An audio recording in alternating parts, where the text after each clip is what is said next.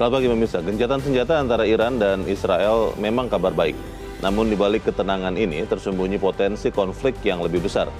Jika dunia tidak bersiap sejak sekarang, dampaknya tidak hanya dirasakan di Timur Tengah, tapi juga bisa mengguncang kestabilan energi global termasuk ke Indonesia. Pemirsa, inilah editorial Media Indonesia edisi hari ini Kamis 26 Juni 2025 dengan tema mitigasi setelah gencatan senjata bersama saya Leonard Samosir. Dan Anda semua para pemirsa juga bisa ikut menyatakan pendapat Anda nanti dengan menelepon nomor telepon 021 583 99 100. Dan pemirsa, pagi ini telah hadir bersama saya anggota Dewan Redaksi Media Group Jaka Budi Santosa. Mas Jaka, selamat pagi. Selamat pagi, Leo. Sehat-sehat Mas? Sehat. Kita bicara sesuatu yang menggembirakan, gencatan senjata, karena itu tentunya menguntungkan semua pihak. Tapi beberapa orang mengatakan agak ragu dengan permanennya atau bertahannya gencatan senjata ini. Pertanyaannya, mitigasi yang dilakukan ini kan akhirnya jadi tidak pasti nih Mas Jaka. Karena asumsinya yang pertama adalah gencatan senjata, damai tercipta. Lalu yang kedua, kalau tiba-tiba gencatan senjata ini pecah, lalu mitigasi seperti apa yang harus dilakukan? Ya, yang pasti kan ada dua langkah yang mesti kita ambil. Pertama untuk jangka pendek, kedua untuk jangka panjang. Jangka pendek pasti kita harus mengantisipasi bahwa ya kita kemungkinan terburuk lah bahwa perang antara Israel dan Iran ini sewaktu-waktu bisa pecah kembali. Kita tidak mengharapkan itu, tetapi kan kemungkinan itu akan selalu ada. Kita bersiap ya. Apalagi kalau kita melihat berkaca pada watak Israel selama ini kan, yang gemar melakukan hal-hal yang semau dia, seperti di Gaza misalnya, ketika itu sudah ada gencatan senjata yang melegakan semua pihak antara Israel dan Hamas, tetapi tiba-tiba pada bulan Maret secara sepihak Israel membatalkan gencatan senjata dan mereka terus melakukan pembantaian terhadap masyarakat sipil. Dan ini bisa jadi terulang di kasus Israel-Iran. Dan kalau itu terjadi, yang kita khawatirkan perang akan semakin besar, eskalasinya akan semakin mengkhawatirkan, dan dampaknya terhadap dunia termasuk Indonesia pasti akan semakin besar. Yang ditanya banyak orang ini Mas Jaka, ini kira-kira bisa membuat harga minyak naik nggak, harga BBM naik nggak ya?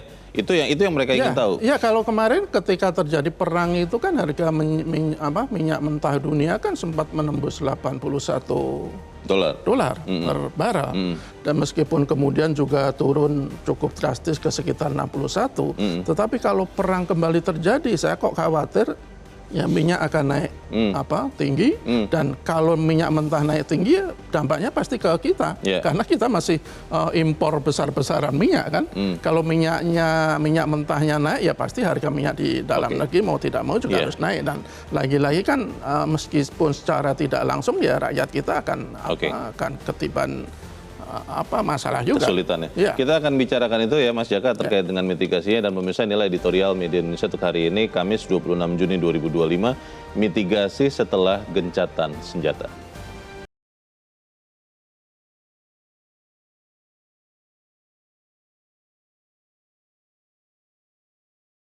Editorial edisi Kamis 26 Juni 2025. Mitigasi setelah gencatan senjata.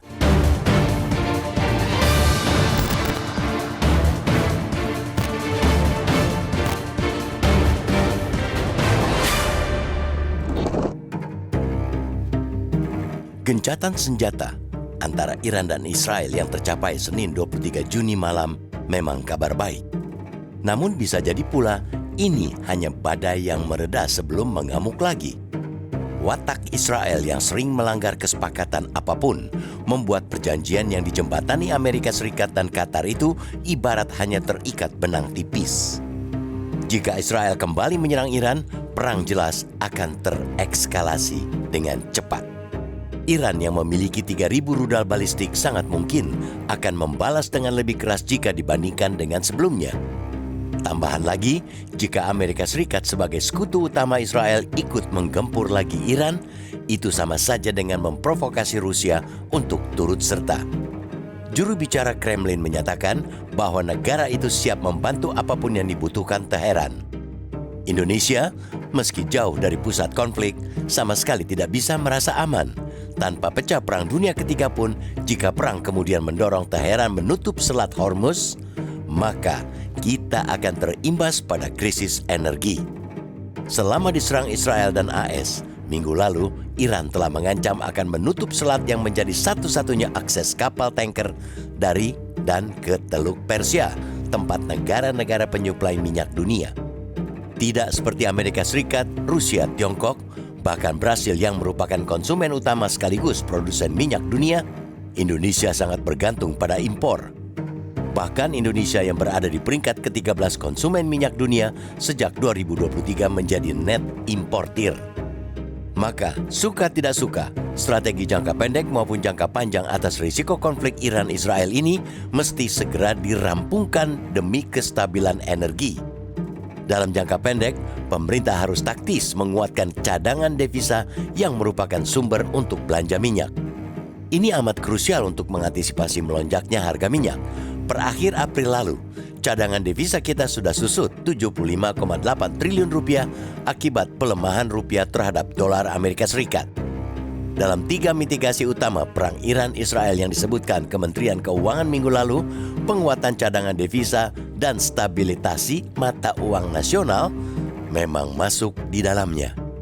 Kini yang menentukan adalah langkah detail yang diambil pemerintah untuk mencapainya. Cara-cara bisnis as usual seperti peningkatan diversifikasi ekspor dan peningkatan investasi asing, meski tetap harus didorong, tetap tidak cukup. Pemerintah harus lebih menggenjot langkah-langkah yang memungkinkan. Salah satu yang terpenting adalah penggunaan mata uang lokal dalam perdagangan luar negeri kita. Di bawah pemerintahan Presiden Prabowo Subianto, Indonesia melalui Bank Indonesia telah berhasil menjalin MOU dengan Bank Negara Tiongkok PBOC untuk penggunaan rupiah dalam transaksi bilateral. Sukses seperti ini harus lebih banyak dibuat pemerintah. Sementara itu, dalam strategi jangka panjang untuk stabilitas energi, maka diversifikasi energi tidak bisa lagi sekadar basa-basi. Pemerintah harus memberikan dukungan besar untuk sektor manufaktur dalam negeri yang menjadi tulang punggung ketahanan energi. Bukan lagi sekadar memproduksi komponen energi terbarukan, melainkan juga serius menyokong sektor manufaktur untuk memproduksi perangkat pendukung ketahanan energi nasional, seperti mesin pembangkit dan infrastruktur energi lainnya. Pengembangan energi baru terbarukan yang selama ini sudah digaungkan harus benar-benar diwujudkan. Tanpa itu, tidak perlu Perang Dunia III pun, negara ini sebenarnya sudah rentan krisis energi.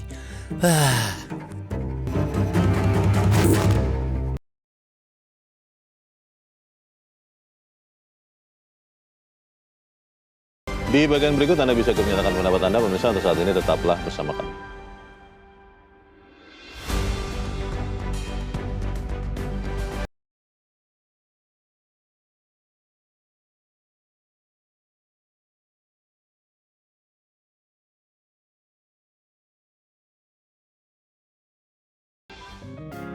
Media Indonesia mengajak Anda untuk mengakses fitur premium e-paper.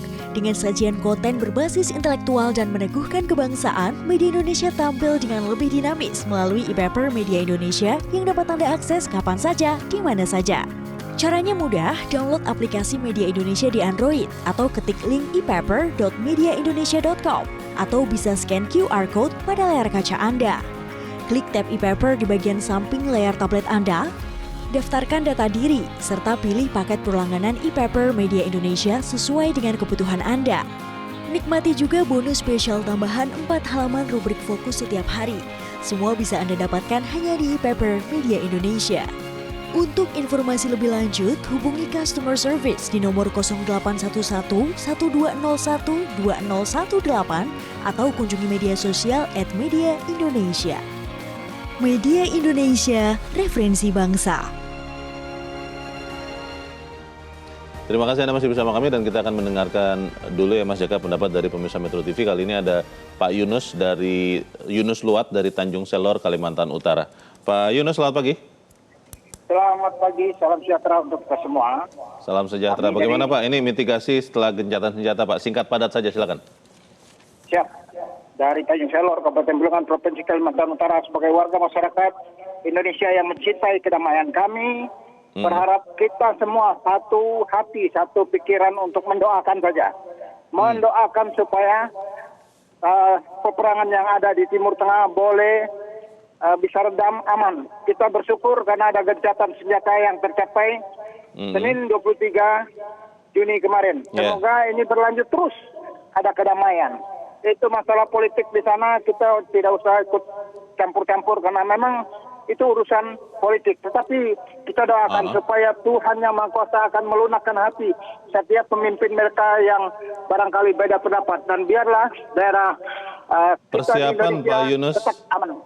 Pak Yunus, persiapan untuk kita di dalam negeri apa Pak yang sebaiknya dilakukan? Di dalam negeri kita bagaimanapun tetap harus selalu jaga situasi kondisi aman damai. Jangan terpengaruh dengan keadaan di luar. Bukan kita tidak mau mereka itu damai. Oleh sebab itu di tempat kita jangan terjadi hal-hal yang tidak menguntungkan kita. Karena beresiko. Pada akhir April kemarin kan turun kita punya duit. Terima kasih Pak Yunus Luat di Tanjung Selor, Kalimantan Utara. Selamat pagi Pak. Pak Yunus mengatakan aman damai. Pertanyaannya, kalau saya boleh bertanya soal BBM tadi itu Mas Jaka. Karena semua pasti berdampak kan kalau terkena itu. Nah, sejauh ini sih aman karena harga minyak mentah tidak lagi kembali mendekati $100.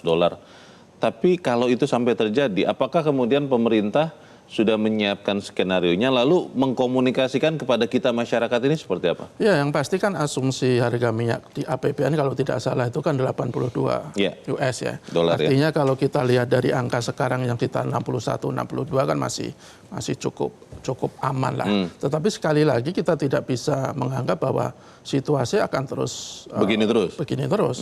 Kita harus ada mengantisipasi kemungkinan yang terburuk. Ya sekali lagi ini perang Israel-Iran itu kan sewaktu-waktu bisa kembali berkobar kan. Apalagi kalau kita lihat gencatan senjata antara kedua negara ini kan kesannya dipaksakan. Kesannya hanya tidak dicapai dengan negosiasi antara kedua negara, tetapi lebih dari tekanan dari Amerika Serikat. Jadi kalau kita lihat situasi di sana, ya kita semestinya menganggap bahwa situasi terburuk itu akan kembali terjadi. Dan kalau itu yang ini ya kita harus betul-betul melakukan mitigasi. Salah satunya termasuk yang mungkin yang dampak paling serius jika perang kembali terjadi, apalagi kalau kemudian merembet ke negara-negara lain, kemudian terjadi perang dunia ketiga, ya pastikan harga minyak. Kalau kita lihat kan kita masih menjadi importer yang cukup besar. Kalau 2024 itu kan total 53,74 juta ton atau naik sekitar 14% dibandingkan tahun 2023. Ini kalau kita lihat angkanya umpamanya nanti per barrel itu harganya di atas $82 misalnya, apalagi kalau sampai tembus $100 ya berarti kan APBN kita kan pasti akan tersedot ke sana. Paling tidak pemerintah harus memberikan subsidi. Kalau pemerintah tidak menambah subsidi, harga minyak pasti kan naik gila-gilaan dan rakyat yang menjadi korban. Jadi harus ada langkah komprehensif. Salah satunya adalah kalau bisa pemerintah itu mulai sekarang memastikan bahwa program-program yang ada itu betul-betul tepat sasaran, efektif, dan yang paling penting adalah efisien. Bahkan ada beberapa pengamat yang meminta agar pemerintah itu kalau bisa menunda program-program yang tidak urgent, yang membutuhkan biaya besar, yang menyedot dana dari APBN sangat tinggi. Nah, kalau lebih baik ditunda dulu, sehingga apa yang dana kita atau fiskal kita itu masih bisa kita persiapkan kalau nanti sewaktu-waktu perang kembali terjadi. Itu untuk jangka pendek. Jangka panjang kita juga tidak boleh mengantisipasi dengan cara yang secara instan. Harus jangka panjang harus kita siapkan juga.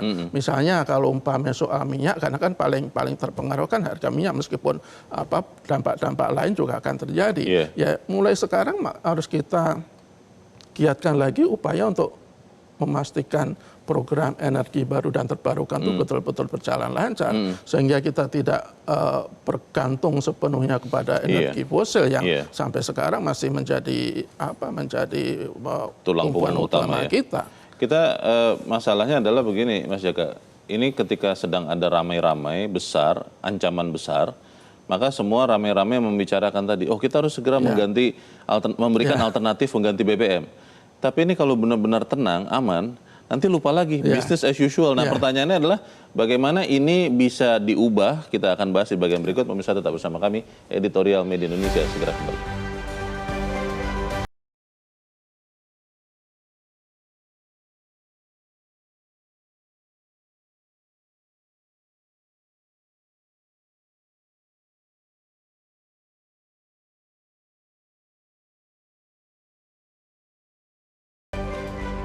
Terima kasih Anda masih bersama kami dan kita ada di bagian akhir diskusi kita pagi ini. Mas Jaka, bagaimana kita bisa menyergah ya, saya pakai istilah itu, pemerintah dan kita semua bangsa Indonesia untuk benar-benar memanfaatkan momentum ini untuk mulai memakai energi alternatif selain BBM fosil, Mas? Iya, itu kan jadi persoalan laten ya. Kita tuh, para pejabat kita tuh kan biasanya gesit atau paling nggak punya kemauan kuat ketika ada sesuatu, tapi ketika sesuatu itu sudah berlalu, ya akhirnya minat itu kembali surut. Istilahnya kebakaran jenggot. Kebakaran jenggot. Jadi semestinya mesti kita ingatkan lah bahwa dunia itu kedepannya itu kan akan semakin dinamis kan ya. Bisa jadi perang Israel-Iran itu hanya salah satu dari sekian ketegangan di negara-negara lain. Jadi ya harus sekarang, kalau kita di saat sekarang ya nanti kita pusing ketika terjadi, tetapi ya adanya solusi-solusi yang itu ya solusi-solusi jangka pendek, tidak ada solusi jangka panjang. Mungkin kita bisa berkaca kepada Tiongkok lah, negara yang sebesar itu dia sudah mempersiapkan atau mengantisipasi persoalan seperti energi ini dengan jangka panjang. Sudah pakai semua macam ya sumber energi, tenaga angin, tenaga surya, dan itu sebuah kebijakan negara yang sangat serius. Kalau sekarang kan kita kesannya kan ya angin-anginan, hangat-hangat tai ayam lah kalau kata orang kita kan. Jadi menurut saya kejadian perang Israel-Iran itu harus betul-betul menjadi momentum bagi pemerintah, bagi negara untuk betul-betul bersikap bijak bahwa negara kita itu tidak boleh tergantung sepenuhnya kepada energi fosil yang begitu ada masalah sedikit itu dampaknya akan luar biasa. Dan mungkin juga ini Mas Jaka harus berani berkata jujur dan proporsional. Jangan kemudian ketika situasi memang membahayakan tetap meninabobokan kita begitu Mas. Iya, itu pemerintah harus mengungkapkan apa adanya, harus mengatakan kepada rakyat bahwa kemungkinan terburuk bisa terjadi kalau situasi di negara-negara lain masih seperti sekarang. Supaya kita bersiap. Tapi yang paling penting adalah untuk jangka pendek itu negara harus mempersiapkan, harus memastikan bahwa program-program yang sudah disiapkan atau dijalankan itu harus efisien, efektif, dan yang paling penting tepat sasaran.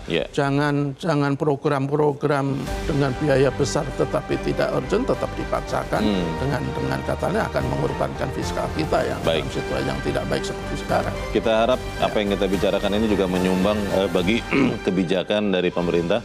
Mas Jaka, terima kasih sudah hadir di tempat ini. Selamat pagi, Mas. Selamat pagi. Pemirsa, ketahanan energi nasional tidak bisa ditawar lagi. Indonesia harus bertindak cepat dan tepat. Memperkuat cadangan devisa dan diversifikasi energi bukan lagi pilihan, tapi menjadi keharusan yang harus dipercepat karena tanpa langkah nyata kita bisa runtuh sebelum krisis global benar-benar datang. Saya Leonard Samosir berterima kasih Anda sudah menyimak Editorial Media Indonesia untuk pagi ini. Terus jaga kesehatan Anda, terus jaga nurani Anda. Selamat pagi, sampai jumpa.